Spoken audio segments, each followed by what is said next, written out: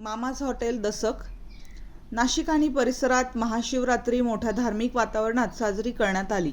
याच अनुषंगाने Nashik road, gel road, दसतगाव येथील मामाज हॉटेल यांच्या वतीने सालाबादाप्रमाणे यंदा ही महाशिवरात्र मोठ्या धार्मिक वातावरणात साजरी करण्यात आली। यावेळी अनिल जयसिंगानी, संदीप जयसिंगानी, दिलीप जयसिंगानी, कैलास मैंद, देवा शिसोदे, मिलिंद जाधव, अनिल जाधव आदी उपस्थित होते। यावेळी महाप्रसादाचे आयोजन करण्यात आले होते। मोठ्या प्रमाणात भाविक उपस्थित होते। सकाळी महाप्रसादाचा लाभ घेत होते।